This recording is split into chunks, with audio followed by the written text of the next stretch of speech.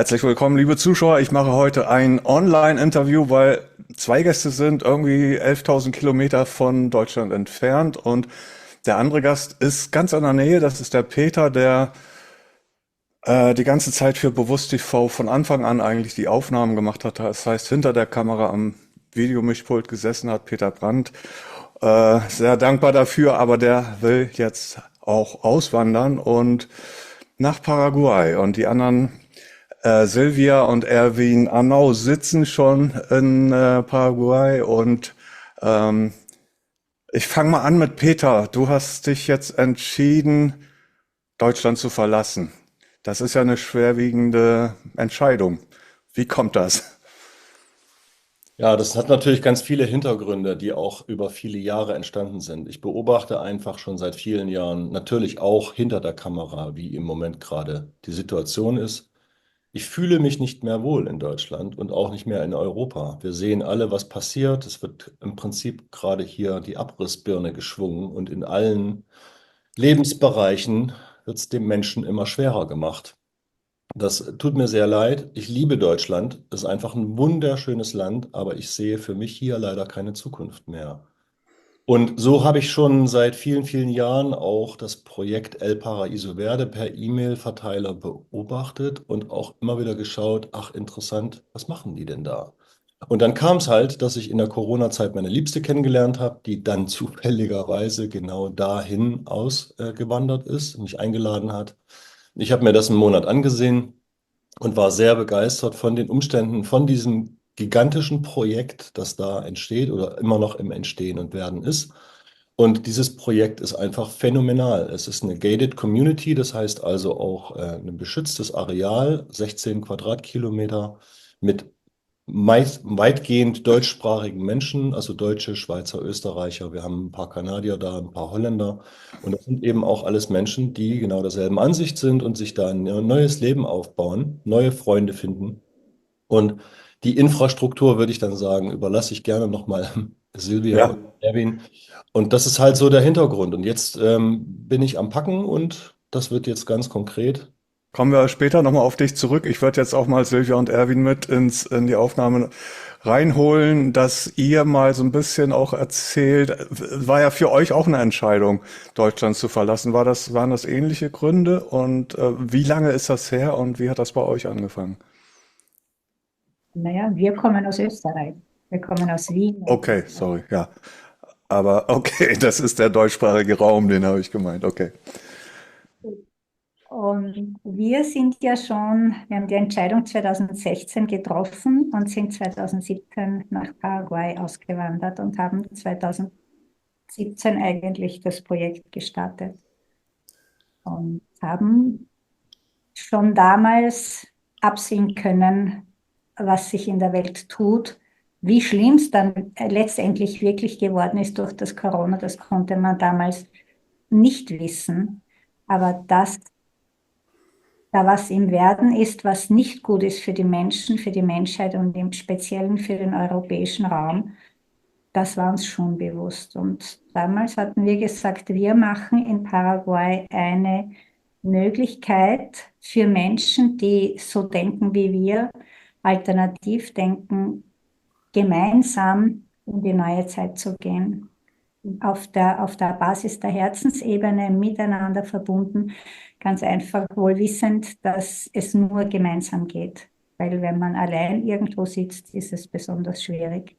Das war unser Ursprungsgedanke. Ja, ich muss sagen, ich war ein bisschen beruflich vorbelastet, weil 35 Jahre lang in der Finanzbranche und die letzten 12 Jahre, bevor ich dieses Projekt begonnen habe, habe ich als Absicherungsexperte den Leuten geholfen. Ich habe viel Joe Konrad gehört, übrigens, ja, du bist Mhm. sehr gehört. Ich habe als Absicherungsexperte genau die Löcher dort hineingestoßen, die die Finanzberater hatten, nämlich diese Antworten, was macht ihr wenn, was macht ihr wenn, was macht ihr wenn? Und die letzten, ich glaube, 8 Jahre, bevor wir das Projekt begonnen haben, habe ich dann nur mehr physisches Gold verkauft für zwei Unternehmen, wo ich sehr dankbar bin, ausgezeichnete Unternehmen, alle mit AAA-Sicherheit. Und für die habe ich beraten. Und irgendwann konnte ich mir, nachdem ich mich immer wieder hinterfrage, ist das, was ich tue, richtig? Gold kaufen ist nach wie vor richtig, war absolut die richtige Entscheidung, dass ich nur mehr physisches Gold verkauft habe und keine Finanzprodukte.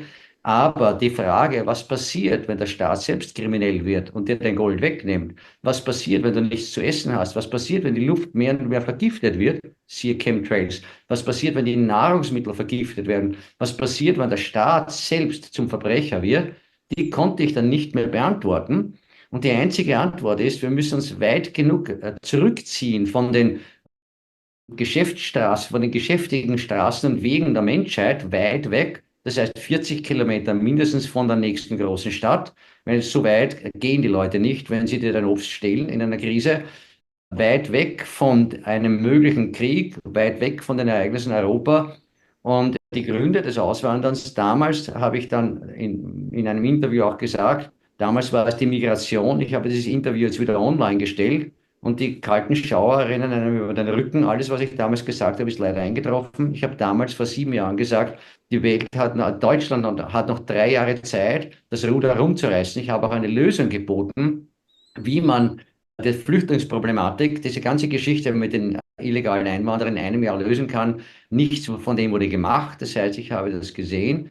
Und wir wissen alle, die Sequenz, wie das Ganze abläuft. Du hast zuerst die Pandemie, dann hast du den Finanzbreakdown, dann hast du den Wirtschaftsbreakdown, dann hast du den Krieg und dann hast du den Great Reset.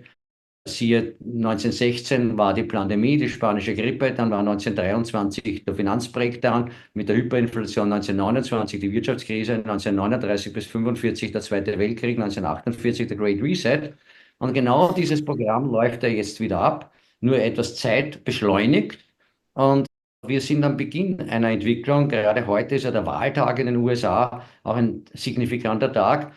Die Leute glauben, dass heute alles vorbei ist und dass Trump mit dem Weißen Ross reinkommt und die Welt rettet. Nee, dem wird nicht so sein. Ist leider meine Befürchtung.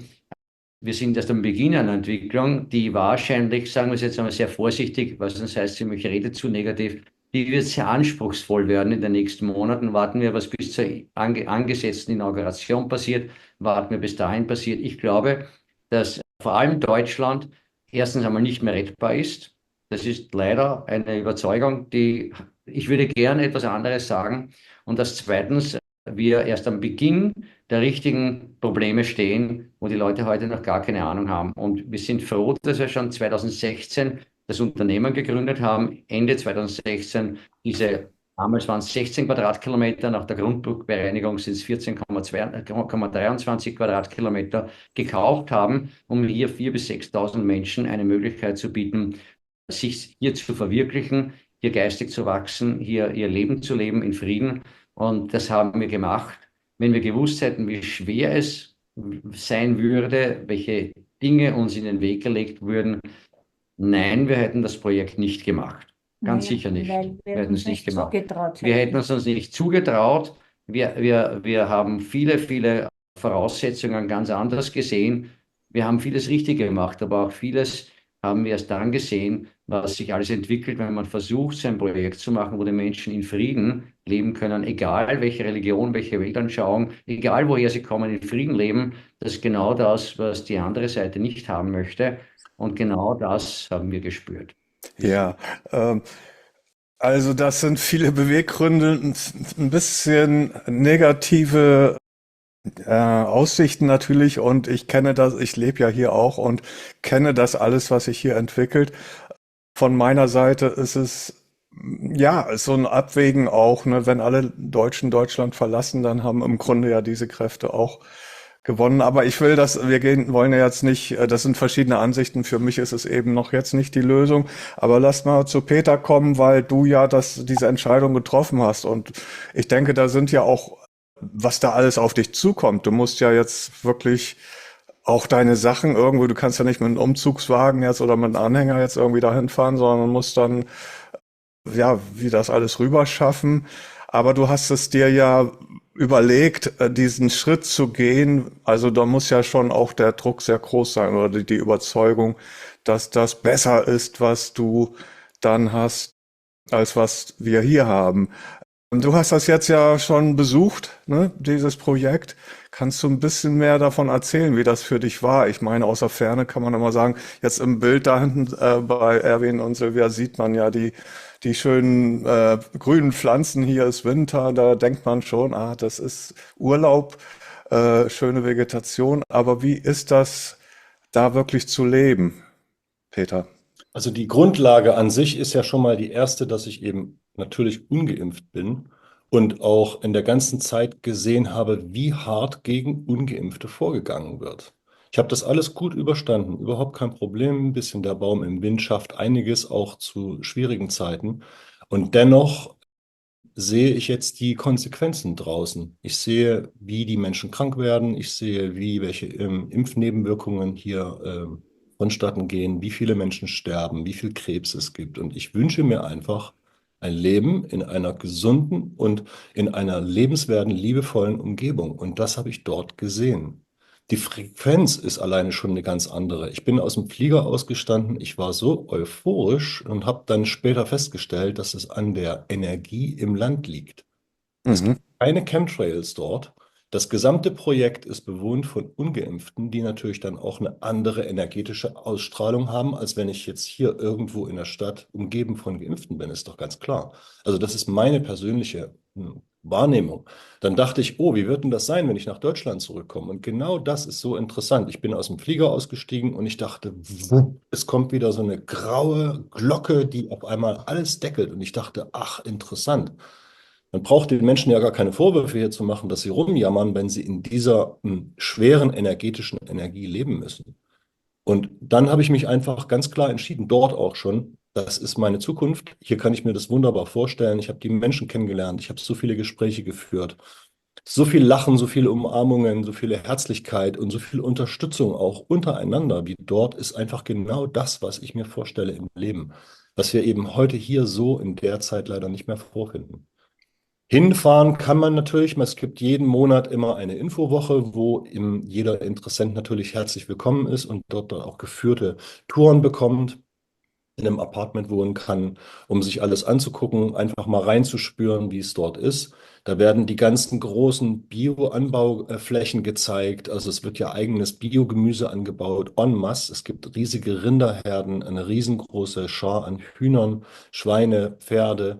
Also die Versorgung gerade dort mit biologischem, gutem Essen ist immer garantiert. Es gibt ein wunderbares Restaurant, wo es Menüs gibt, wo man jeden Tag auch eben sich sein Essen holen kann. Jeder kann sich selbst versorgen auf seinem eigenen Grundstück, selbst alles anbauen, ohne Chemie. Und das ist einfach genau das, was ich mir vorstelle. Es ist so einfach, kann das Leben sein. Das finde ich dort und ich möchte jeden herzlich gerne einladen, sich einfach ein Bild davon zu machen, hinzukommen. Und dort mal eine Woche mindestens zu verbringen, vielleicht auch einen Monat, das ist alles möglich, um mal zu sehen, wäre das für mich auch eine Möglichkeit für eine gesunde und eine glückliche Zukunft. Okay, lass uns mal, Erwin und Silvia, ein bisschen, weil die Vorstellung jetzt aus der Ferne ist, ich gucke mir das nachher auf der Karte an. Ich fliege ja wahrscheinlich dann irgendwie von Frankfurt oder München oder wie, nach wohin und wie weit, wie geht's dann weiter? Das ist ja wahrscheinlich nicht direkt am Flughafen, und wie ist da die Infrastruktur? Das heißt, wir sind ja hier gewohnt, ich kann jetzt zu Aldi und Lidl fahren und mich versorgen. Das ist nicht optimal, aber mein Essen selber anbauen ist ja auch nicht jedermanns Sache. Wie ist da so jetzt die Umgebung, die Infrastruktur, wenn ich da ankomme, Erwin? Du fliegst am besten von deinem Flughafen, wo immer der nächste Flughafen ist, nach Madrid und fliegst mit der Air Europe direkt Madrid Asunción, kommst am nächsten Tag am Morgen an. Die Autofahrt ist ungefähr 4 Stunden, je nachdem, welches Tempo und ob du Pause machst, 4 Stunden hierher. Wir haben auch die Möglichkeit für diejenigen, die weiterfliegen wollen. Es gibt Taxidienste mit Cessnas nach Casablanca. Casablanca ungefähr 20 Minuten, 15 bis 20 Minuten, je nach Wetter entfernt von der El Paso Verde, hat einen Flugplatz. Der ist groß genug mit einer 1600 Meter langen Landebahn. Also wenn jemand, ein Promi oder sonst irgendjemand oder jemand, der sagt, Zeit ist Geld für mich, kann hier mit einem Flieger weiterfliegen nach Casablanca. Ansonsten die Autofahrt.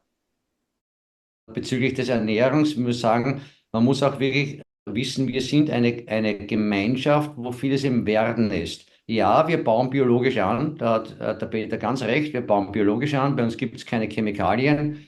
Wir sind noch entfernt von uns wirklich komplett selbst zu versorgen. Aber wir suchen nach wie vor, und da gibt es in Deutschland viele große Können auf dem Gebiet der Permakultur, des biologischen Anbaus. Wir suchen nach wie vor Leute, die hierher kommen. Der Platz hat ein ungeheuerliches Potenzial. Alles, was der Peter gesagt hat, ist richtig. Wenn man es von der Vision sieht und vom Potenzial, ja, wir können 4.000 bis 6.000 Leute hier rein theoretisch versorgen. Das Land ist groß genug, um das zu tun. Wir sind noch nicht dort und es fehlen noch die Leute aus Europa, weil die Einheimischen haben diese Ausbildung nicht. Die wissen nicht, Permakultur und biologisch, das ist für die etwas Neues, dass die meisten von ihnen lernen, nicht alle. Und ich glaube, da ist Bedarf. Ja, aber wir haben hier das Wichtigste, worum es im Leben geht. Wir haben saubere Luft. Wir haben sehr sauberes Wasser aus den tiefen Brunnen. Zwischen 100 und 300 Meter tief kommt das Wasser heraus aus dem zweiten Aquifer der Welt. Absolutes Mineralwasser, Qualitätswasser. Wir haben saubere Luft, sauberes Essen und sauberes Wasser. Wie gesagt, wenn man denkt ans Überleben, dann sind die Dinge am wichtigsten. Alles andere ist sekundär. Und deswegen Ja. sind wir gekommen. Deswegen haben wir den Platz sehr sorgfältig gewählt. Auch keine Erdbeben, keine Hurricanes, keine Vulkane. Es gibt so viele schöne Gegenden, keine Tsunamis. Wir haben uns den Platz sehr gut ausgesucht. Und es ist ja auch da eine Chance für Leute, die jetzt sagen, ich will da irgendwas aufbauen. Und das kann ja alles Mögliche sein. Ob ich jetzt sage, ich will einen Café aufmachen oder einen Laden mit für alles Mögliche, ne? Was ist hier vielleicht jetzt, ne, was hier selbstverständlich ist, dass ich jetzt hier irgendwo einen Elektronikladen habe oder keine Ahnung, dass jemand sagt, pass auf, ich habe Lust irgendwie. Muss ja nicht alles Permakultur sein. Das heißt, es wird ja alles gebraucht, nehme ich mal an, ne? Dass man also auch irgendwas aufbauen könnte da, irgendein Geschäft oder irgendwas, was dazugehört, dass man die Dinge, die man hier vielleicht vermisst, dann auch selber mit reinbringen kann. Handwerker werden sicher gebraucht, oder? Nehme ich an. Das heißt, es werden Leute gebraucht, die hier vielleicht sagen, ja, was mache ich hier noch, die vielleicht was gelernt haben, die was aufbauen wollen. Wenn ich das so raushöre, werden ja gerade so Leute jetzt vielleicht auch wirklich gesucht. Ne? Aber wie ist denn das? Was muss man einbringen? Also es hat ja auch nicht jeder, ich weiß jetzt nicht, wie können wir über Finanzen reden, was würde jetzt es kosten, wenn ich sagen würde, ich würde da gerne hinkommen, ich habe vielleicht so und so viel jetzt zurückgelegt. Können wir darüber reden, was man jetzt einbringen müsste oder was möglich wäre? Ja, die Antwort ist vielschichtig, die kann man nicht so einfach geben. Wir haben ein paar wenige Leute, die sind ohne Geld gekommen und haben sich eine Existenz aufgebaut. Weil richtig ist, mache mal eine Pizzeria in Deutschland, du musst einmal 1 Million investieren, Euro, und dann hast du die ganzen gewerbebehördlichen Auflagen, da hast du die ganzen Schranken, hier mach deine Pizzeria aus deiner eigenen Küche.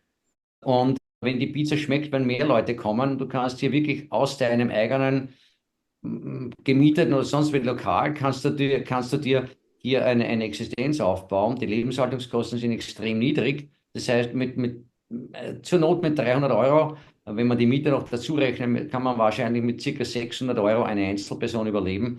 Ein Pärchen wahrscheinlich mit 800 bis 900 Euro. Eine Familie, dann hängt es halt immer ab, Schulgeld oder nicht. Aber wir haben Leute, wenige, und das muss man auch dazu sagen. Einer unserer größten Fehler war, wir haben am Anfang den Leuten gesagt, komm, investier hier 100 oder 150.000 und du kannst hier leben und du brauchst nichts mehr arbeiten. War ein Fehler. Jeder muss sich hier einbringen, jeder soll sich hier einbringen, jeder muss sich hier einbringen, in der Art und Weise, wie er kann. Und sei es nur, um gute Laune zu verbreiten, aber irgendwie muss sich jeder einbringen. Und auf der anderen Seite kann man hier sich selbst eine Existenz aufbauen. Ich glaube, wenn man jetzt wirklich zu der Bottomline geht, du brauchst ungefähr 3.000 Euro für die Cedula und die Infowoche. Das sind ungefähr 3.000 Euro. Du brauchst wahrscheinlich das Geld, um dich hier einzumieten für ein halbes Jahr, um zu sehen, ob du dir hier eine Existenz aufbauen kannst. Nehmen wir mal den Fall, jemand ist Elektriker. Ne? Zum Ja. Beispiel, jemand ist Elektriker, hat eine junge Familie und möchte hierher kommen, hat aber wenig Geld. Wir werden ungefähr um die 1.500 Häuser werden wir hier bauen. Also brauchen wir einen Elektriker? Ja, sicher. Und das heißt, jemand könnte hierher kommen mit einem geringen Budget von wahrscheinlich um die 15.000 Euro sich mal einmieten auf ein halbes Jahr und innerhalb von einem halben Jahr schauen, dass er hier sich eine Existenz aufbaut, von der man leben kann. Ich sage aber auch gleich, und das ist auch wichtig, die meisten Leute stellen sich das leichter vor, als es ist, und der Großteil scheitert. Das muss man auch so sagen. Da braucht man wirklich einen eisernen Willen, es zu schaffen.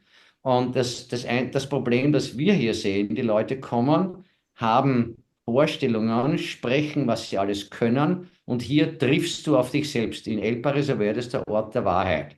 Und wenn wir heute uns anschauen, welche Leute hier gekommen sind, die gesagt haben, sie können etwas, sind hierher gekommen, konnten es aber dann nicht tun, weil sie es einfach nicht konnten oder weil sie einfach nicht sich selbst so sehr motivieren konnten. Wem geben die dann die Schuld, wenn sie scheitern? Da darfst du dreimal raten. Ja. Peter, du hast ja, wie willst du dir das da aufbauen? Du hast ja verschiedene Sachen hier gemacht, auch handwerklich, aber eben auch viel dich mit Wasser beschäftigt. Ist das etwas, wo du sagst, du hast das ja angeguckt, ne? Ich gehe da hin und kann da auch dann, das ist schon das Wasser, was Erwin zeigt. Ist da etwas, wo du eigentlich auch den Eindruck hast, da kannst du dir wirklich was aufbauen und das läuft dann? Einmieten hast du eben gesagt, also da gibt's dann schon Wohnungen oder Häuser, wo du sagst, die kann ich mieten? Oder wie läuft das, Peter? Sag du mal. Wie läuft's bei dir? Ja, es gibt Apartments, es gibt auch private Apartments von Menschen, die eben noch ein zweites Haus gebaut haben, um dann dort zu vermieten. Jeder kann einen Platz finden, wo er sich wohlfühlt. Das kann weiter draußen sein für Outlaws, die sagen, nee, ich brauche nicht so viele Menschen. Das kann auch direkt zentral sein, in der Nähe vom Supermarkt auch. Also gehfüßig eine Minute weg kann man da zum Beispiel auch wohnen. Da gibt es alle möglichen Konzepte. Die Frage ist erstmal, gucke ich mir das an, mache ich mir erstmal ein eigenes Bild, um dann herauszufinden, was ist denn mein Platz dort, wie will ich denn da leben. Es gibt kleine Grundstücke zu kaufen von 400 Quadratmeter bis hoch zu 2 Hektar, sodass jeder seine individuelle Lebensphilosophie komplett neu gestalten kann. Was wir aber brauchen, sind eben Menschen, die wirklich auch Pioniergeist haben. Wir Hm. brauchen Menschen, die wirklich anpacken können. Das El Paraíso Verde ist in meiner Vorstellung und Wahrnehmung auch kein Auffangnetz für Menschen, die einfach eine Gesellschaft suchen, die sie aufhängt. Was wir da finden, sind viele, viele Freunde und Gleichgesinnte und ganz, ganz tolle Menschen. Nur jeder muss schon sein eigenes Konzept mitbringen. Entweder du hast das nötige Geld, um zu sagen, komm, ich kaufe mir jetzt ein Grundstück, lass mir ein Haus bauen und habe meine Rente, zum Beispiel mit 1.000 € Rente, kommt jeder wunderbar klar. Da gibt es gar keine Fragen mehr. Das muss aber auch gewährleistet sein, dass so ein kleines Einkommen oder so eine regelmäßige Einnahmequelle auf jeden Fall immer da ist. Ich persönlich werde weiter Wasser machen. Natürlich, selbstverständlich, jeder braucht gesundes Wasser, das ist keine Frage. Und da auch dann weiter Vorträge halten oder über Zoom eben weltweit Vorträge weiterhalten. Ich werde auch als Berater zur Verfügung stehen fürs El Paraíso Verde, weil ich eben absolut der Meinung bin, dass das Projekt ist, sozusagen die Arche Noah der Ungeimpften, die auf jeden Fall auch Beratungstätigkeiten, also an Interessenten quasi helfen, da Fuß zu fassen oder sich zu orientieren oder was auch immer. Es gibt genug zu tun. Okay. Ich schalte noch mal nach Paraguay, weil ich muss ein bisschen auch kritische Fragen stellen, weil irgendwann kommen die.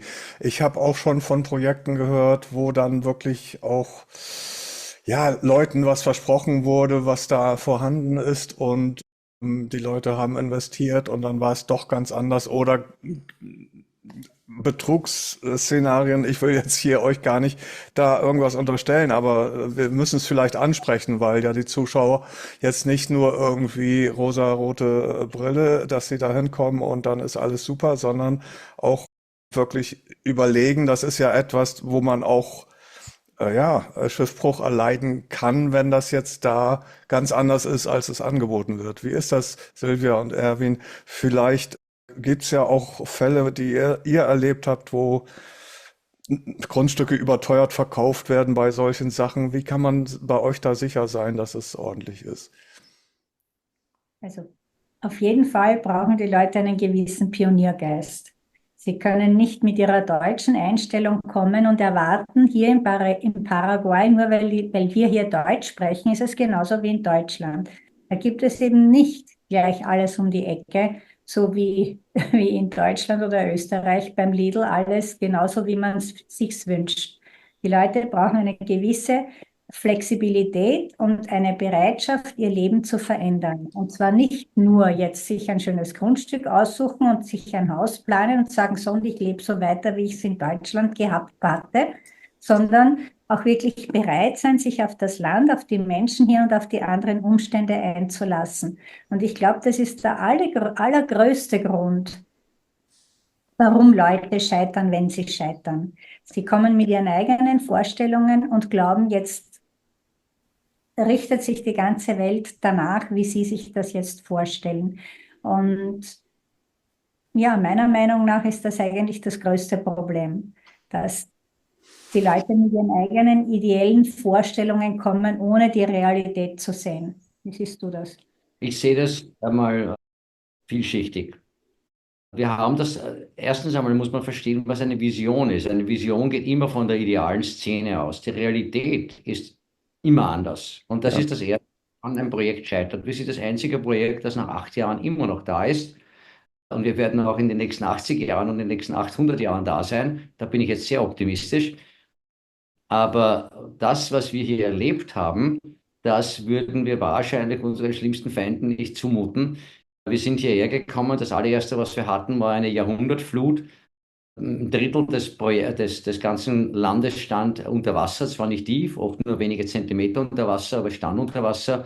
Und wir haben zuerst einmal das ganze Projekt umplanen müssen. Wir haben mittlerweile, bevor der Damm fertiggestellt wurde, hatten wir noch ein paar Mal Überflutungen. Es wurden niemals Häuser überflutet übrigens. Es wurde einmal eine Garage 1 Zentimeter überflutet. Und zwar war das ein Carport, den man illegalerweise als Wohnung umgebaut hatte, ohne uns Übereinstimmung. Hier wurde niemals ein Haus überflutet. Hier wurden nur Gärten überflutet. Aber seit der Damm fertig ist, hatten wir 8 Fluten, darunter die höchste aller Zeiten und die schnellste aller Zeiten, also die wildeste aller Zeiten. Der Damm hat gehalten. Wir haben jetzt gerade wieder den Damm nach 7 Jahren wieder an 4 Stellen, relativ kleinen Stellen, haben wir den reparieren müssen. Aber das ist alles unter Kontrolle. Das heißt, das Erste, was kam, waren die Fluten. Das Zweite, was kam, waren die Feuer. Es sind 4 große Feuersbrünste über unser Land gezogen. Nur mit letzter Kraft haben wir damals, wir haben wirklich mit letzter Kraft verhindert, dass die Häuser kaputt gehen, beziehungsweise wertvolle Teile des Grundstücks kaputt gemacht werden. Das haben wir auch überstanden. Darf ich da was einwerfen? Ja, bitte. Da hat sich gezeigt, was eine Gemeinschaft Genau. bedeutet. Da haben alle mitgeholfen, Genau. mit Schaufeln das Feuer zu löschen. Genau. Und das ist das, was wir vorher gemeint haben mit einbringen. Die Ja. Menschen sich nicht einbringen, dann wird es keine Gemeinschaft. Es ist erst dann eine Gemeinschaft, wenn jeder etwas mit einbringt und sich beteiligt und das auch wirklich als seine Gemeinschaft sieht. Dann funktioniert das. Entschuldige, ich wollte dich nicht Nur das ist unterbrechen. alles gut, das ist alles gut. Also das Feuer, wir sind also durch Feuer, durch Wasser, durch Feuer gegangen. Die größte Herausforderung war aber die Korruption. Hier sind wir durch Jahre hindurch, wir waren ja nur die Gründer. Wir haben dieses Projekt niemals gemanagt. Wir haben die Finanzen nicht gemanagt. Wir haben keinen Scheck unterschrieben, keine Überweisung unterschrieben, keinen Vertrag unterschrieben. Wir waren nur die Gründer. Wir waren die 2 Gesichter nach außen, die Vision, wenn du jetzt sagen willst, verkaufen oder kommunizieren, ist vielleicht ein schöneres Wort, die Vision kommunizieren und den Menschen diese Möglichkeit geben. Die bitterste Erfahrung war, dass weltweit leider die Korruption, das weißt du aus deinen eigenen Vorträgen, dass weltweit die Korruption überall ist. Das Böse ist immer und überall, heißt so schön von der allgemeinen Verunsicherung. Und das Böse ist immer und überall. Und überall, wo Geld ist, gibt es Korruption. Und überall, wo Geld ist, werden finanzielle Verbrechen begangen. Und vor einem Jahr, es ist mehr als ein Jahr her, am 17. Oktober 2023, mussten wir, die Gründer, die wir nie eine Checke unterschrieben haben, die wir nie die finanziellen Entscheidungen getroffen haben, auch nicht die Personalentscheidungen, auch nicht letztendlich die täglichen Entscheidungen, mussten wir das Projekt komplett übernehmen. Das gesamte Management mussten wir mit Intelligenz entfernen. Das war nicht so, dass man die einfach rausschmeißt. Das muss man gescheit tun. Wir mussten die Parasiten, die überall waren, mussten wir entfernen, ohne dass der Wirt kaputt geht, ohne dass das Projekt kaputt geht. Wir haben mittlerweile ein Dutzend anderer Projekte gehört von Menschen, die mit uns reden, die Ähnliches erlebt haben. Überall sind die Projekte kaputt gegangen. Das war vor mehr als einem Jahr. Wir haben das Management übernommen. Meine Frau macht die Finanzen, ich mache das Gesamte. Also, und sie macht einen großen Teil des Managements, ich mache den Rest des Managements plus die Rechtsabteilung. Das sind Verträge zu schreiben, ungefähr 3000 Verträge. Ich mache sehr viel an den ganzen Verkauf, den Vertrieb, das Marketing. Wobei ich hier aber bitte schon tolle Hilfe habe von tollen Siedlern. Absolut, ohne die wäre das nicht gegangen. Es wäre auch nicht gegangen ohne die loyalen Paraguayer, die sehr wohl ehrlich sind. Man muss auch sagen, 90% der Paraguayer sind ehrlich, wirklich ehrlich. Das findest du kaum in einem Hotel, wo die Leute 5.000 € vergessen im Schrank und das bringt dir die Putzfrau. Das haben wir Mhm. hier mehrfach erlebt. Aber 10% sind eben nicht ehrlich. Und die haben hier Millionen gestohlen. Und wir haben das gemacht, was man tun musste. Wir haben die Leute rausgeschmissen. Wir haben den Laden komplett übernommen, das gesamte Management übernommen. Alles, vor allem die Finanzen sind unter Kontrolle, in dem Fall von der Silvia. Und wir haben seit einem Jahr das ganze Ding umgedreht in die andere Richtung. Aus der Zeit von damals gibt es natürlich Menschen, die unzufrieden sind, klarerweise. Vor allem Menschen, die aussteigen wollen oder aufgrund der Frustrationen, das war ja ein Prozess, wo es immer ersichtlicher wurde, dass hier Korruption herrscht, die aus dem Projekt ausscheiden wollen und natürlich ihre Grundstücke verkaufen müssen. Und da gibt es halt eine nicht nur deutsche Methode, das ist international. Stell dir vor, du hast ein Grundstück gekauft von einem Immobilienentwickler und aus irgendeinem Grund bist du unzufrieden und willst gehen, gehst in das Büro des Immobilienentwicklers und sagst, weißt du was, ich habe mir es anders überlegt, ich will den Vertrag auflösen, ich kündige den Vertrag und am Freitag will ich mein Geld und wenn du mir mein Geld am Freitag nicht zahlst, dann mache ich ein böses Video auf TikTok und gehe auf die sozialen Medien und mache dich schlecht. Das ist ungefähr so, wie die Mafia gesagt hat, wenn du mir nicht Schutzgeld bezahlst, dann schlage ich deine Pizzeria kurz und klein. Und dann machen sie halt noch einen größeren Fehler. Du musst dir vorstellen, es würde niemand würde das verstehen, wenn du dich an einer Pizzeria beteiligst und du dann deine Beteiligung wieder zurückhaben möchtest, dass du dich dann vor die Pizzeria stellst und jedem, der reinkommt, sagt, die Pizza ist aber ordentlich. Ja, das würde kein Ja. normaler Mensch. Hier entsteht der wirkliche Wahnsinn. Wie krank unsere Gesellschaft letztendlich geworden ist, sieht man an dem Verhalten dieser Menschen, Sind dass es sie zum Glück nur zum Glück wenige. sind es nur wenige. Du, das sind nicht einmal 10. Wenn du das wirklich anschaust, sind es nicht einmal 10 Menschen, die so agieren. Schaden, darum nenne ich sie auch Kamikaze-Investoren, schaden dem Projekt, aus dem sie Geld haben wollen. Und hier haben wir so richtig gesehen, das ist auch der Grund, warum ich weiß, dass es nie wieder so ein Projekt geben wird. Die Kraft, die es kostet, mit dem soziopathischen Wahnsinn umzugehen, der getriggert wird durch kriminelle Handlungen. Wir haben die übrigens angezeigt. Wir hoffen auf eine Anklage von der ganzen Partie. Da sind ein Dutzend Leute angezeigt. Ja, und mit allen Dokumenten übrigens, so mit 4.000 Seiten Dokumenten. Das heißt aber, wenn die Menschen so in eine Extremsituation kommen, nämlich sie wollen aus dem Projekt raus, sehen aber, sie können nur raus, wenn andere Leute ihre Grundstücke kaufen und werden dann plötzlich völlig unlogisch und machen Dinge, die unlogisch sind. Das ist das, was wir erleben mussten. Wir sehen aber etwas, 90% der Siedler sind absolut hinter uns, stehen hinter dem Projekt, sehen, was wir eigentlich wirklich hier bewirken wollten. Und ich würde auch dann gerne noch lesen, wer wir wirklich sind und was unsere Gemeinschaft, wofür sie steht. Und diese 90%, mit denen geht es in einer Kraft nach vorwärts, die super ist. Und mit der Loyalität der Mitarbeiter, auch der paraguayischen, haben wir es geschafft, alle diese Dinge durchzugehen. Und normalerweise überlebt kein Projekt diese Stürme, kein einziges. Du kannst schauen, wo du willst. Wir sind das einzige Projekt mit 240 Menschen, die hier leben, beständig hier leben, mit 14 Quadratkilometer, wo du am Abend spazieren gehen kannst im Sternenhimmel und du brauchst nicht Angst haben, dass da einer über die Rübe haut. Ja, bist dir absolut sicher. Weltweit nehmen die Einbrüche zu, Kriminalität nimmt zu, war logisch, war bei Corona vorauszusehen, ne, dass das passieren wird. Und wir haben hier ein sicheres Land und wir haben ein Land, wo die Menschen absolut in Freiheit leben dürfen. Und dass das angegriffen wird, wenn wir unser Ziel, wenn wir unsere Vision umsetzen, dann gibt es keinen Krieg mehr, dann gibt es keinen Zwist mehr. So, jetzt musst du noch sagen, was Freiheit für uns bedeutet. Freiheit, das haben wir auch zu spät gesagt. Ursprünglich haben wir gesagt, Freiheit durch Auswandern war ein Fehler. Weil viele Menschen glauben, Freiheit heißt, ich kann mich benehmen, wie ich will. Ich kann die Sau rauslassen, das ist nicht Freiheit. Hm. Freiheit nach unserer Definition, wir haben zwei Definitionen von Freiheit. Definition eins ist, totale Freiheit ist totale Verantwortung. Ja.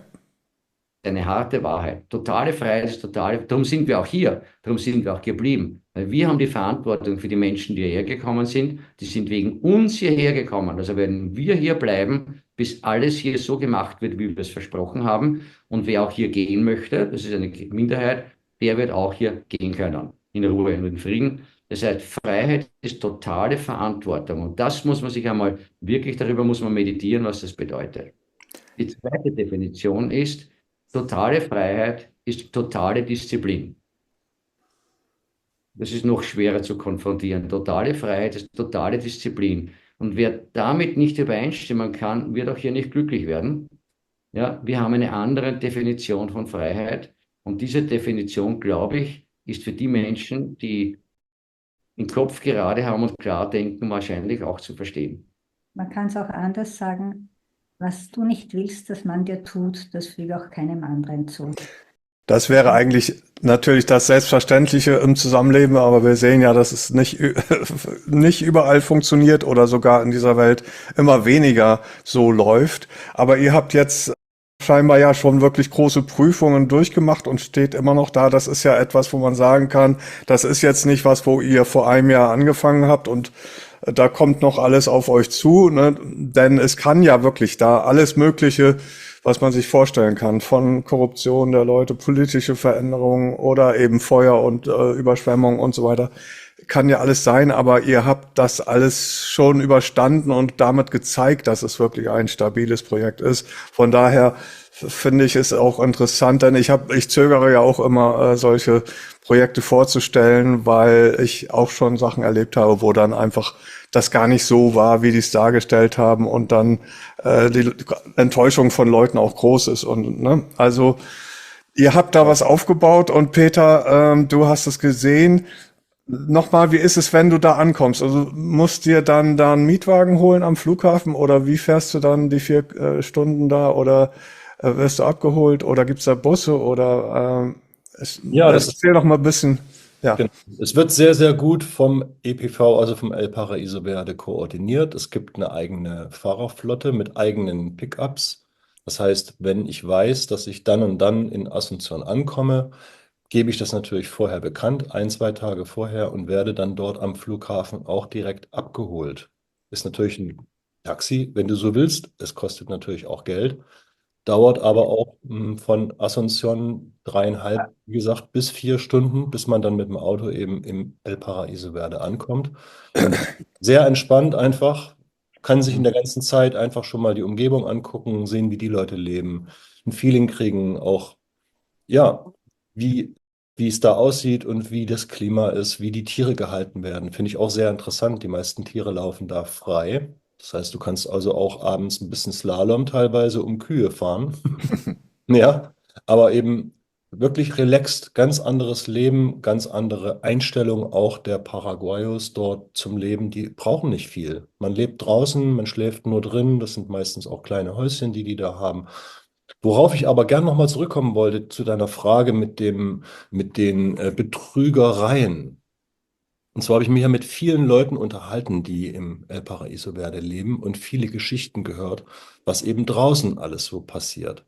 Es ist also oft auch vorgekommen, dass Menschen nach Paraguay ausgewandert sind, irgendwohin, da dann Versprechungen bekommen haben, ja, du kannst hier ein Haus bauen auf dem Grundstück, kannst dein Ding machen, kannst dir Plantage anbauen, was auch immer. Und dann eben teilweise fingierte Verträge vorgezeigt werden, die dann am Ende aber nicht bedeuten, dass einem selbst das Haus gehört. Das heißt, da haben sich also viele Menschen Häuser gebaut und ein halbes Jahr später taucht dann auf einmal die Behörde auf und sagt, sorry, du hast keine Genehmigung, hier ein Haus zu bauen, das darfst du jetzt gleich wieder abreißen. Und das sind eben solche Betrugsfälle, die eben in Paraguay oft draußen irgendwo vorkommen, stattfinden.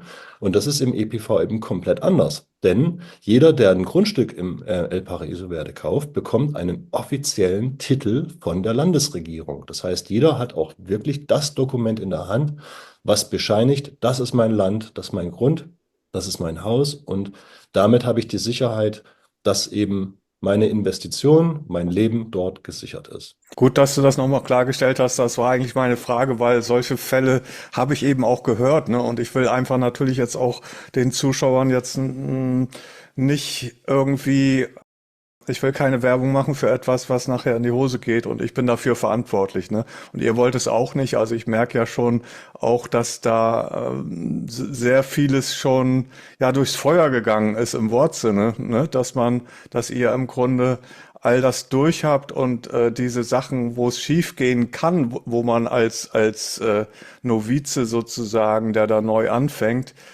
noch gar nicht drauf kommt, aber ne, dann nachher doch merkt, es läuft nicht so. Also das ist ganz gut, dass du es so erklärt hast und vielleicht könnt ihr, Silvia und Erwin, auch noch mal ein bisschen mehr darüber erzählen, dass es jetzt wirklich eben etabliert ist und dass es auch nicht jetzt irgendwie kaputt gemacht werden kann auf irgendeine Weise, auch wenn vielleicht vereinzelt jetzt jemand wieder quertreibt. Das ist ja ziemlich stabil, wenn ich das so richtig verstehe. Die Gemeinschaft da und was da schon vorhanden ist nichts, was jetzt irgendwie zwei, drei Häuser hat und wenn Überschwemmung kommt, dann ist das alles weg und ja, Pustekuchen. Es ist ja mehr da. Es ist ja schon ein großes Projekt. Wir zeigen auch Bilder, ihr blendet das dann ein und auch die Karte vielleicht mal, dass man mal zeigt, wie das von oben vom Satelliten aus aussieht. Ich habe es ja ein bisschen angeguckt, Peter, ne, du weißt es, dass ich gesagt habe, ich will das sehen, wie das da ist, auch wie die Entfernung, ne, wo wir da überhaupt sind auf dem Globus. Und da ist also schon etwas Großes entstanden, wo man sagen kann, das ist etabliert. Da passiert jetzt nicht mehr so, dass das alles jetzt irgendwie Humbug ist und ich komme da an und Geld ist weg und bla bla. Aber wie gesagt, ihr habt ja das alles auch erlebt, ne, Erwin? So, es ist einmal ganz wichtig, wir haben schon weit über 100 Häuser gebaut. Wir haben derzeit ungefähr um die 30 Baustellen und jeder, der ein Haus hier bauen will, bekommt sein Haus. Dadurch, dass wir Titel haben, wir haben seit neuestem, also wir haben 1711 Titel, 1711 Grundstücke mit Titel, ja, Mhm. und circa 1100 gekauft werden können. Der Rest ist schon verkauft. Und nach den letzten Plankorrekturen, nach dem letzten Projekt, das wir gemacht haben, sind es dann 1725 Titel. Also auch diese Zahl wird es dann in einem halben Jahr mal geben. Und das heißt, wer jemand kauft aus Deutschland ein Grundstück, kann aber noch nicht herkommen. Das ist möglich. Ich kann sogar den Titel für eine Person, die im Ausland lebt, eintragen. Und die Person ist im paraguayischen Register, das ist im Internet aufzurufen. Das heißt, er kann aufs Internet gehen, zur Government-Website, dort ins Kataster gehen und er findet seinen Namen in dem Grundstück, genau mit der Kadasternummer, mit den Quadratmetern auf 4 Kommastellen. Das heißt, wenn man jetzt zum Beispiel sagt, gehen wir mal zu einem politischen Szenario weltweit, es ist vielleicht wirklich Zeit, sich einen Plan B zu machen. Und das Problem, das du hast bei einem Plan B ist, erstens einmal, du kaufst ein Grundstück, das dir dann nicht gehört. Das haben wir nicht nur in Paraguay, das haben wir weltweit. Ja, das habe Mhm. ich in Spanien erlebt vor vielen Jahren und in Südamerika gang und gäbe. Gang und Ja. gäbe. Hier sind die Titel 100 Jahre zurückverfolgbar, lückenlos und die Titel sind im paraguayischen Kataster eingetragen. Das heißt, so gesehen, das Schicksal des Projekts ist vom Schicksal des Grundstücks unabhängig. Du kaufst hier ein Grundstück. Das heißt, erstens einmal, dein Grundstück du hast einen Titel, das ist ein Grundstück. Das kannst du von Deutschland aus kaufen. Das Zweite, du kannst sogar von Deutschland aus sagen, bitte baut mir mal ein Haus hin. Wir haben von 3D gedruckten Häusern, wir sind auch die einzigen, die in Südamerika einen 3D-Drucker haben, bis zu Luxusvillen, alles gebaut, ohne dass die Bauherren hier waren. Bis zu Luxusvillen, 400 Quadratmeter Luxusvillen gebaut, ohne dass die Bauherren hier waren. Das heißt, wir können jedes Bauwerk herstellen, jedes Bauwerk. Die Bezahlung dieser Baukosten erfolgt in Etappen. Das ist neu, das war früher nicht so. Direkt an den Baumeister. Der Baumeister kriegt das Geld, macht einen Bauabschnitt, dokumentiert den und schickt das nächste Geld. Der Bauabschnitt muss schon im Vorhinein bezahlt werden, dem Geld nachrennen, international geht nicht, aber es wird in Abschnitten bezahlt an den Baumeister direkt. Also auch wieder unabhängig vom Projektbetreiber. Wir zwei sind die Projektbetreiber, jetzt auch die Manager des Projekts seit über einem Jahr. Und wir werden das Projekt so realisieren, wie es im Plan ist. Du kannst es ja schon vom Weltall aus sehen. Das Projekt ist ja schon zu einem großen Teil verwirklicht. Mehr als 100 Kilometer Straßen sind gebaut, 12 Seen sind gebuddelt. Also es ist schon vieles gemacht worden. Aber wir realisieren das genauso, wie es im Plan steht. Aber dein Kauf eines Grundstücks ist unabhängig von uns beiden, unabhängig von unserer Entwicklungsgesellschaft, unabhängig vom Projektbetreiber. Du kaufst hier ein Grundstück in einer Barrio Cerrado, in einer Gated Community. Und das ist keine 15-Minuten-City. Eine Gated Community ist, das kennt man seit über 100 Jahren im angloamerikanischen Raum, Ja. einfach eine Community. Du musst dich anmelden. Ja, wir schauen jeden an, der hereinkommt, weil ich möchte hier, wenn ich mein Geldbörsel im Bambambo im Kaffeehaus vergesse, möchte ich es auch wieder finden, und zwar mit dem Geld drinnen. Wir haben eine Schule, wir haben eine Bibliothek, wir haben einen Speisesaal, also ein Restaurant, wir haben einen Kindergarten, wir haben ein Café, wir haben eben 12 Seen, da kann man Boot fahren. Der Witz, warum wir das gemacht haben, war, was ist, wenn wieder so eine Pandemie-komische Geschichte kommt? Du kannst hier leben, ohne raus zu müssen. Ich selbst war während Covid in den 2 Jahren, war ich 4-mal außerhalb vom El Pariso Verde. Nur weil ich musste. Du hast keinen Grund. Du brauchst nicht rausgehen. Und einen Lebensraum zu bilden für geistig aufgewachte Menschen, das ist etwas, was es nirgends woanders gibt. Und alles andere, du kannst dir vorstellen, dass so etwas attackiert wird. Natürlich, du kannst dir vorstellen, dass man da was dagegen hat.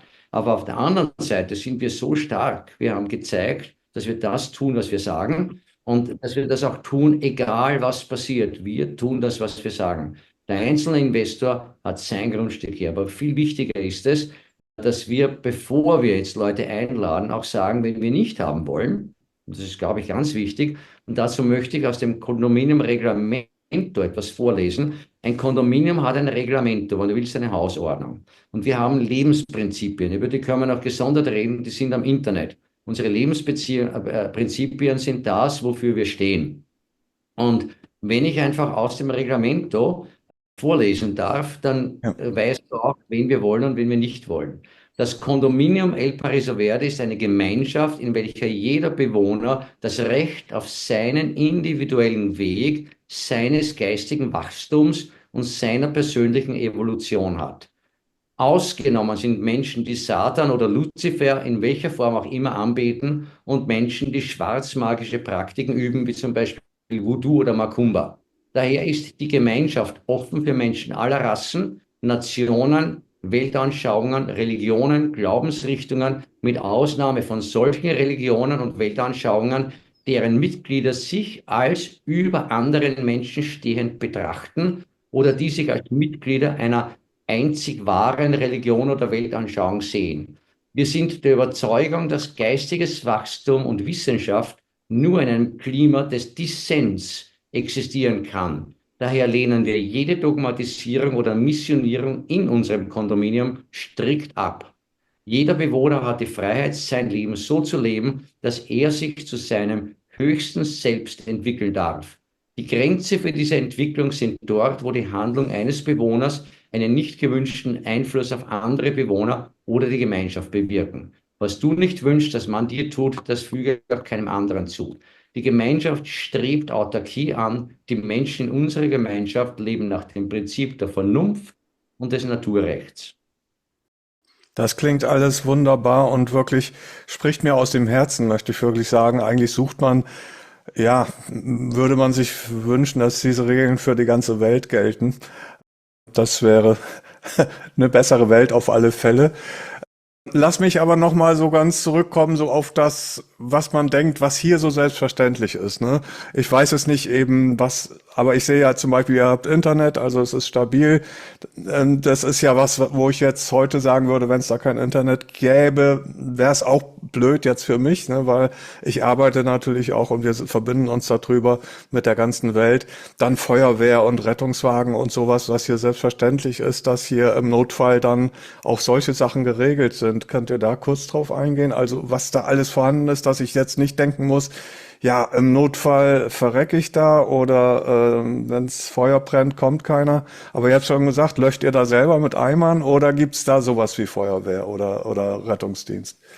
Wir haben einen großen Feuerwehrwagen. Aus Das ist Deutschland? aus Deutschland. Die Freiwillige Feuerwehr, die darf sich noch gründen aus den Siedlern.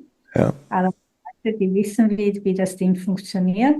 Mit dem Das, Rettungsauto? wir haben ein Rettungsauto. Wir haben natürlich damals mit Schaufeln gelöscht, weil damals gab es kein Feuerwehrauto. Das war ganz am Anfang. Aber ja, Wir eigentlich haben, sind die Grundbedürfnisse sind gedeckt. wir haben einen Arzt und glaube ich ab morgen dann wieder weitere Ärzte, die kommen aus Dänemark, aus Kanada. Das heißt, medizinische Versorgung. Wir haben einen Heilpraktiker aus Deutschland mit 35 Jahren Erfahrung. Das heißt, die medizinische Versorgung ist dem Land entsprechend ausgezeichnet. Wahrscheinlich ist es besser, wenn man in Köln lebt, da hat man mehr Kliniken in der Nähe, aber in Cassapa gibt es eine Privatklinik. Und in Villarica, das ist ca. 60, 70 Kilometer entfernt, gibt es mehrere Kliniken, auch eine Universitätsklinik. Villarica ist ja die Universitätsstadt. Also man ist nicht hier abgeschnitten, auch von einer Gesundheitsversorgung. Allerdings darf man nicht erwarten, dass man die Gesundheitsversorgung hat, die man in einer Großstadt hat. Also ich denke ja bei den Leuten, die jetzt auswandern, die sind ja vielleicht auch schon ein bisschen woanders auf dem Sektor, Eigenverantwortung für die Gesundheit zu übernehmen. Ne? Die Menschen hier gehen natürlich davon aus, dass sie nachher eine Chefarztbehandlung schon haben und eine Versicherung, Pflegeversicherung und so weiter. Ich bin ja jemand, der sagt, weiß nicht, wann ich das letzte Mal beim Arzt war. Wenn ich was habe, gucke ich, wer hat da Erfahrung mit und weiß natürlich viel neue Medizin, Dr. Hamer und viele andere der Homöopathie und Akupunktur und es gibt dann immer irgendjemand, der kann mir was dazu sagen. Das heißt, es ist für mich auch selbstverständlich, dass ich da jetzt nicht erwarte, dass da jetzt, ne, diese Infrastruktur ist, wie man sie hier denkt, weil es ist ja Eigenverantwortung, ne, das wird da erwartet und dann kann das gut funktionieren. Aber das war gut, das nochmal klarzustellen. Ihr habt einen Feuerwehrwagen und Internet ist vorhanden. Strom wird wahrscheinlich auch stabil sein oder es gibt ja Länder, wo dann mal ein paar Stunden der Strom weg ist. Ist das stabil bei euch? An sich ja, also wie wir gekommen sind, war das Stromnetz noch viel unsicherer. Aber wenn große Gewitter kommen, landweit, kann schon ein Stromausfall sein. Also wenn jemand ein stabiles Stromnetz braucht, ist es ganz gut, sich einen Generator aufs Grundstück zu stellen, damit man sicher Strom hat. Aber sonst, in den letzten Jahren ist es wesentlich besser geworden. Am Anfang war es wirklich jeden Sonntag hatten wir für 2, 3 Stunden keinen Strom, weil die an der Stromleitung gearbeitet haben. Aber jetzt ist Jetzt ist es eigentlich super. nur wenn große Stürme sind, da kann schon einmal der Strom ausfallen.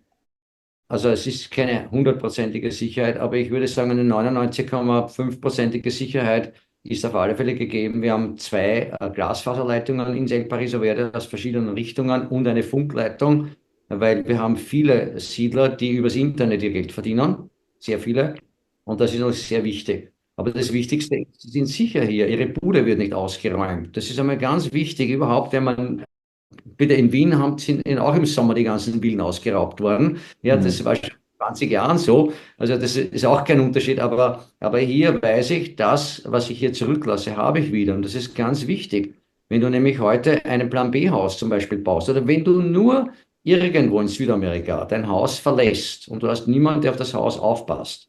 Nach einem Tag ist eingebrochen, nach 3 Tagen fehlt so ziemlich alles und weißt du, was nach 4 Monaten übrig ist? Die Fußbodenplatte. Das ist nicht nur einem Deutschen passiert. Das heißt, Wir haben hier ein Kondominium, es steht alles noch an demselben Ort, wie es ist. Und unsere Mitbewohner sperren die Häuser nicht zu. Wir raten ihnen zwar, die Häuser und die Autos zuzusperren, machen sie aber nicht. Das heißt, einen Platz, wo die Kinder mit 5 Jahren mit der Geldbörse der Mutter zum Bäcker gehen, einkaufen, diesen Platz, der fehlt mir jetzt schon seit über 60 Jahren. Ich werde 70 in den nächsten Tagen, ja. Das fehlt mir. Ich war ein 4, 5 Jahre alter Knirps und bin mit der Geldbörse der Mutter, bin ich Essen kaufen gegangen und sogar Zigaretten hat man mir gegeben, weil meine Mutter hat geraucht. Und dann Ja. sieht man Knirpse hier im El Pariso Verde auf einer Bank stehend beim Bäckereicontainer, wie sie einkaufen für die Eltern. Ich hatte Tränen in den Augen, weil das ist die Welt, die es nicht mehr gibt, wo Kinder in der Schule noch wirklich lernen dürfen, wo sie kritisch hinterfragen dürfen, wo sie lernen, auch einen Baum zu pflanzen, sich handwerklich zu betätigen und das zu lernen, was im Leben ist. Aber wie gesagt, und das ist ganz wichtig, vieles ist noch nicht so, wie es sein soll. Aber das Potenzial ist da. Wir haben einen Rahmen geschaffen. Wir zwei werden jetzt in den nächsten 1 bis 3 Jahren, vielleicht geht es in einem Jahr, vielleicht dauert es länger, werden wir die Agenda des Kondominiums auf ein gewähltes Gremium, ja, also auf gewählte Organe des Kondominiums übertragen. Das heißt, das Kondominium wird sich komplett selbst verwalten. Und wer hier in einer Gemeinschaft mitbestimmen möchte oder mitgestalten möchte, der ist jetzt eingeladen, hierher zu kommen, nicht dominieren und nicht den Ton angeben und nicht die Leute missionieren, aber hier wirklich beitragen. Das Wort bei ist wichtig. Wir zwei, wir haben unseren Job getan. Wir haben etwas getan, was kein Mensch aushält. Das würde auch kein Mensch aushalten. Und wäre unsere Liebe nicht da zu den Menschen und unsere Liebe miteinander, füreinander, wir hätten das nicht ausgehalten. Wir haben das getan, was normalerweise, so weit kommt es nie. Und warum ist das so wichtig? Warum ist diese Gemeinschaft so wichtig? Unsere Botschaft ist, wenn wir El Pariso Verde erfolgreich umsetzen, dann gibt es keinen Grund mehr für Krieg, keinen Grund mehr für Zwietracht, keinen Grund mehr, um alles diese Dinge, die wir auf der Welt nicht haben wollen, zu haben. Dann würde diese Information ins morphogenetische Feld gehen und es würden andere Menschen ohne die Fehler, die wir zweifelsohne gemacht haben, ohne unsere Fehler, ohne die Dinge, die wir durchmachen mussten, würden aus unserem Beispiel lernen, unseren Kondominiumvertrag zum Beispiel übernehmen, unsere Lebensprinzipien übernehmen und von Anfang an gleich schauen, dass man niemandem das Management anvertrauen kann. Das darfst du nicht machen. Das war eine bittere Lektion, eine sehr teure Lektion. Und die würden ohne unsere Fehler wahrscheinlich viel leichter solche Gemeinschaften gründen, vielleicht größere, kleinere. Und das wäre unser Herzenswunsch, dass es tausende kleine El Pariso Verdes gibt.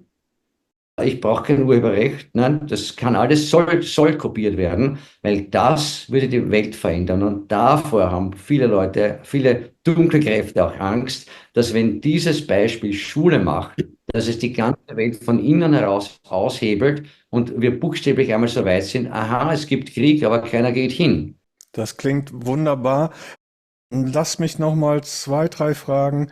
Einmal Schulsystem. Wie ist das mit den Schulen? Sind das deutsche Schulen? Und da wird es ja jetzt nicht Klassen geben wie bei uns. Alles, wenn ihr 240 oder was Leute da seid, wird es ja noch nicht alles geben. Aber ein bisschen darüber auch so, ja, wir wissen ja auch, wo hier die Probleme unseres Schulsystems sind. Und ich bin ja ein großer Verfechter von Freilernen oder Homeschooling.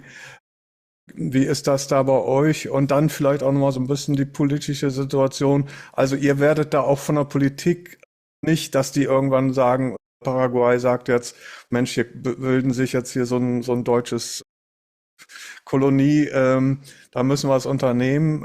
Habt ihr das Gefühl, dass ihr da in Ruhe gelassen werdet oder wie ist das?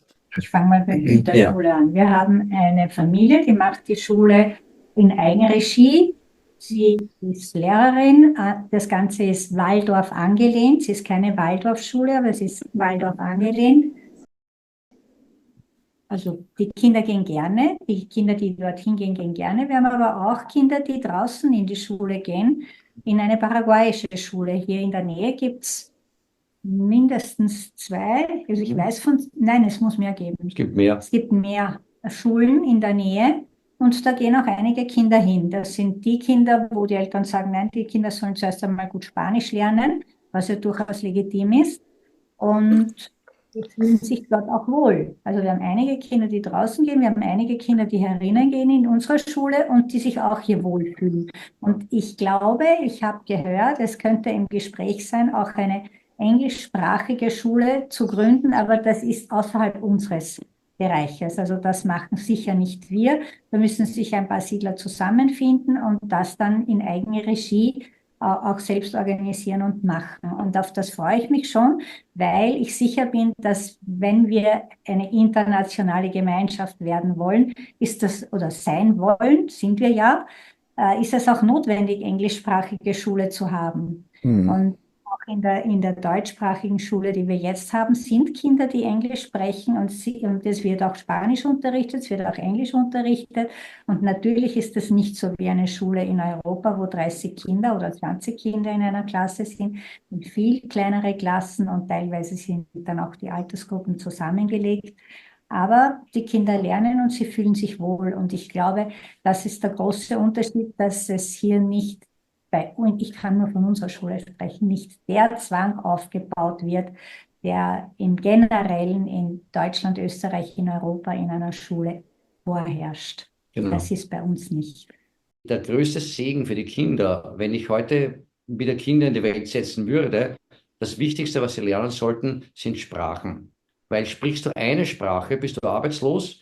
Sprichst du zwei Sprachen, hast du wahrscheinlich einen Job. Sprichst du drei Sprachen gut, kannst du dir einen Job aussuchen in dem Berufsfeld, wo du gerne arbeiten möchtest. Hier lernen die Kinder Deutsch, Englisch und Spanisch.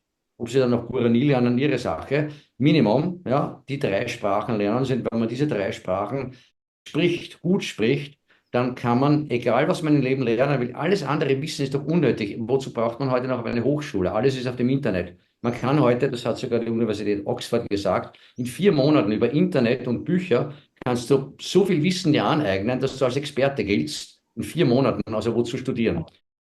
Ja, ja. Ich habe ja Leute gehabt, die also quasi die Kinder nicht zur Schule gebracht haben und die haben beide nachher Abitur gemacht, indem sie das innerhalb von ganz kurzer Zeit den Lernstoff dann sich angeeignet haben. Das heißt, es geht. Und ich bin ja, das ist mir ja auch ganz klar, dass das Schulsystem hier nicht förderlich ist, sondern mehr auswendig lernen und nicht mehr selbstständig denken. Ich denke, das macht ihr da besser. Peter, du wolltest da dich auch zu äußern, oder? So, ich habe einfach dort freie und glückliche Kinder erlebt. Ja. Es sind viele Familien da mit allen möglichen Altersgruppen. Es sind viele Kleinkinder, Jugendliche, 15-, 16-Jährige, 20-Jährige. Alle Altersgruppen sind da. Und Und nochmal die Frage zur politischen Lage. Also ihr habt da nicht das Gefühl, dass irgendwann die Regierung kommt und sagt, oh, jetzt hier müssen wir mal irgendwie einen Riegel vorschieben. Wie ist denn die politische, ich habe ja gar keine Vorstellung. Bei uns merkt man ja, es wird alles reglementiert und ich muss irgendwann eine Wärmepumpe vielleicht einbauen oder den Kamin zumauern, weil das alles nicht mehr erlaubt wird. Wie ist das bei euch? Ist das, ich hoffe, lockerer in Paraguay? Paraguay sind Guarani und Guarani heißt Krieger. Das heißt, sie sind sehr auf ihre Freiheit bedacht. Wenn man den Paraguayern irgendwie die Freiheit beschneidet, dann sind sie sehr schnell auf der Straße, dann protestieren sie sehr schnell. Das heißt, das lässt sich nicht kontrollieren. Das Zweite ist, dass die Regierung leidet unter chronischem Geldmangel. Um Dinge zu reglementieren, braucht man viel Geld. Das geht auch nicht. Das Dritte ist, die Paraguay hat historisch seit dem Beginn dieses Staates, eigentlich viel früher, seit 400 Jahren, seit über 400 Jahren, als man die christlichen Missionierungen hier hatte, hat man immer die Fremden geschätzt. Deswegen sind wir auch nach Paraguay gegangen, weil dieses Land immer gewusst hat, dass sie ohne die Fremden nicht weiterkommen. Ohne die Fremden ihnen Dinge lehren.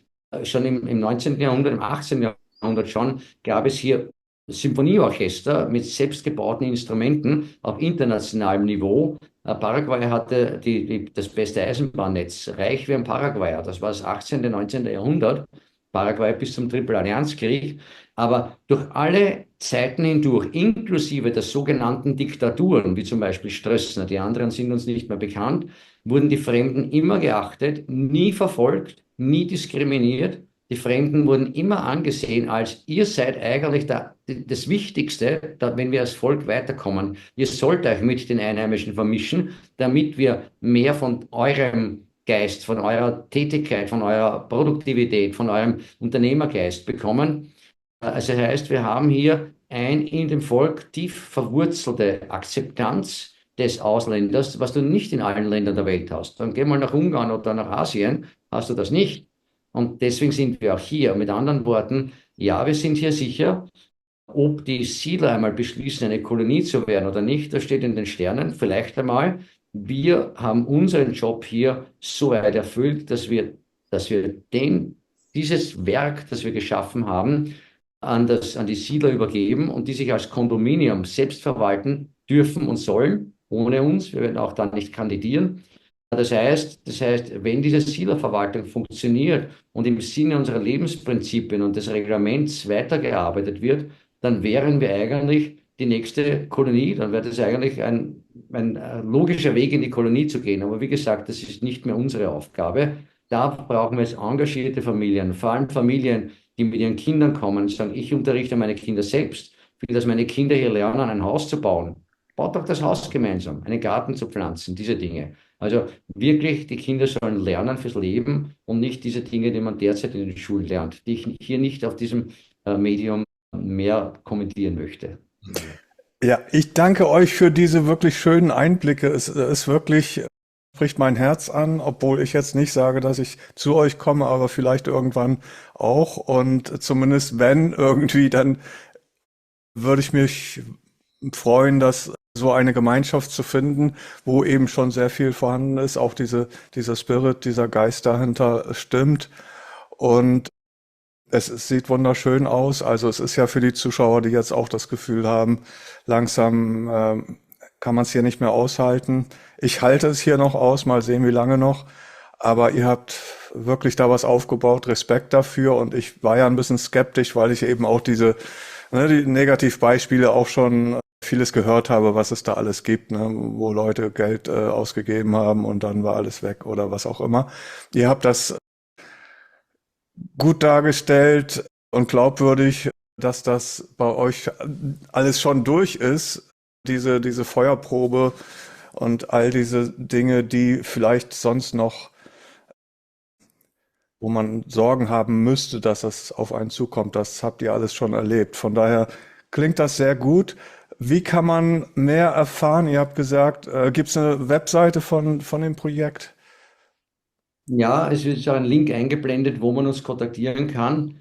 Ich glaube, wenn ihr noch den Link kriegt, den ihr in der Anlage habt, unsere Webseite parisoverde.com kennt man und es gibt Links, wo speziell dann auch Leute den Link beantworten, die euch auch gleich eure Fragen beantworten können, die auch weiterleiten. Also klickt auf die jeweiligen Links, die ihr unten in der Beschreibung oder im Video habt.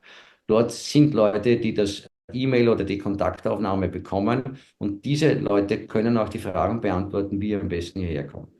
Vielen, vielen Dank. Und Peter, du, ich weiß nicht, noch einen Monat oder so hier, bist du schon aufgeregt und freust dich und du wirst wahrscheinlich dann irgendwann werden wir nochmal wieder irgendwie eine Sendung machen, wo du dann auch schon da drüben bist und erzählen kannst, wie es dir da ergangen ist. Freust du dich? Ich denke schon, ja. Natürlich. Okay. Also vielen Dank für die Vorstellung eures Projekts und irgendwann machen wir mal wieder was, ne? Also, danke. Bis bald. Ciao.